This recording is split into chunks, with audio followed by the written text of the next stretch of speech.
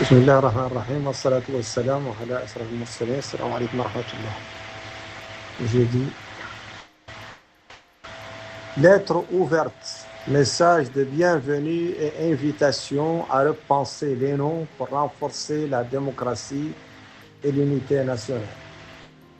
Chers compatriotes, à celles et ceux qui rentrent aujourd'hui parmi nous après un exil volontaire ou contraint, je souhaite adresser avant toute chose un mot simple et sincère: bienvenue chez vous. L'exil n'est jamais une parenthèse anodine dans une vie. Il est une épreuve profonde qui marque l'âme, le cœur et l'esprit. L'âme d'abord parce qu'elle se trouve déracinée, privée de ses repères, de ses traditions et de cette familiarité invisible qui donne sens à l'existence. Le cœur ensuite parce qu'il reste attaché à la terre natale, à la famille, au visage connu, à cette chaleur humaine que rien ne remplace. Et l'esprit enfin parce qu'il doit sans cesse s'adapter, comprendre, traduire, survivre dans un environnement souvent étranger et parfois indifférent, et il faut le dire, quelquefois hostile. Lorsque le pays d'origine est une terre de solidarité, de chaleur humaine et de soleil, et que le pays d'accueil est marqué par le froid, la rareté de la lumière et parfois des regards lourds de méfiance ou les attitudes dérégées, l'exil devient une souffrance totale, une souffrance silencieuse, souvent invisible, mais profondément ancrée dans l'être. Et pourtant, il existe un moment qui vient réparer au moins en partie ces blessures, celui du retour. Celui du retour, le retour au bercail, ce moment où l'on retrouve la terre, les odeurs, les voix, les regards, et où l'on ressent à nouveau cette appartenance que rien ne peut effacer.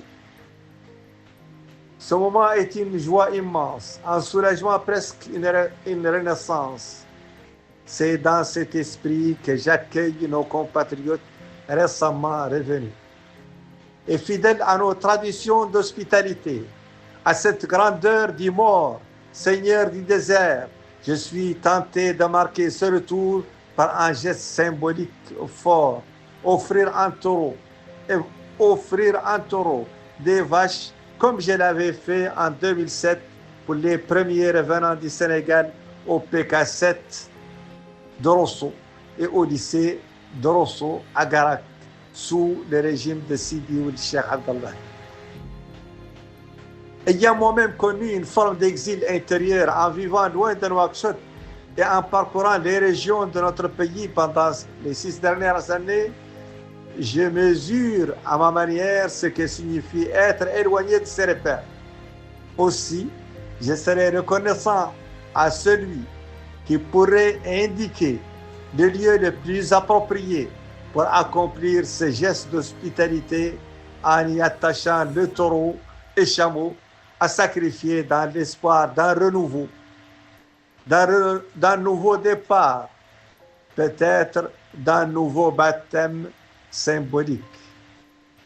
Mais en ma qualité de musulman qui a le devoir de conseiller son frère, conformément à l'adage arabe, nisfu aqlika inda akhika, que l'on peut traduire par la moitié de ta raison se trouve auprès de ton frère, je me permets d'ajouter une parole de conseil sincère et fraternel. Chers compatriotes, mesdames, messieurs, les noms que nous portons, les mots que nous choisissons, les acronymes que nous adoptons ne sont jamais neutres. Ils sont porteurs de sens, d'histoire et de perception. En politique, plus qu'ailleurs, ils deviennent des symboles. Ils façonnent l'image d'un mouvement, influencent sa réception par la société et conditionnent en partie la confiance qu'il inspire.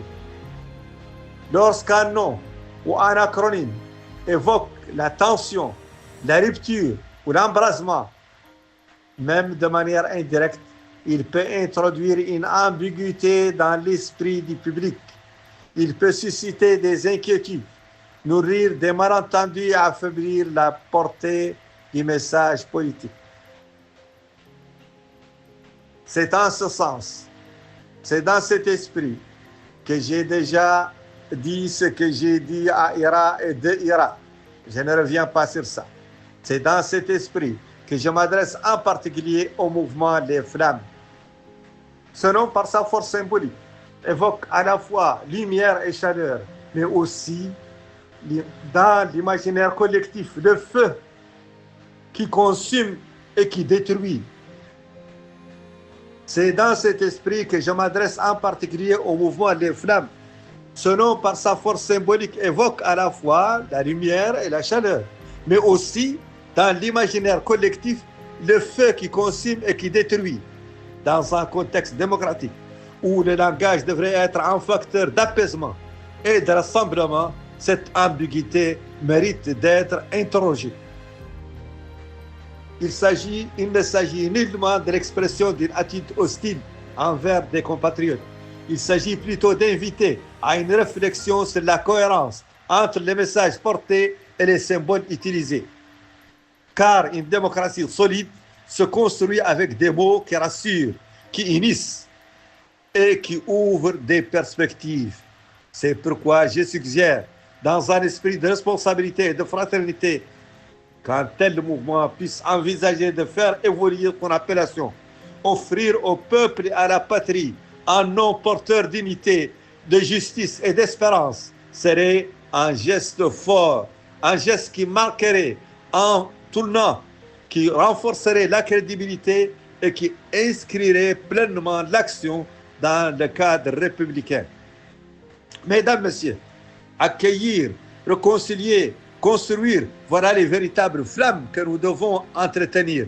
Des flammes qui éclairent sans brûler, qui réchauffent sans détruire et qui aident et qui guident notre nation vers plus de fraternité, d'honneur et de justice. Bienvenue, bon courage, bonne chance. Je reviens sur ce dernier paragraphe. Accueillir, réconcilier, construire, voilà de véritables flammes que nous devons entretenir. Ces flammes qui éclairent sans brûler, qui réchauffent sans détruire, qui guident notre nation vers plus de fraternité, d'honneur et de justice. Bienvenue, bon courage, bonne chance et repensons les noms pour la démocratie et l'unité nationale.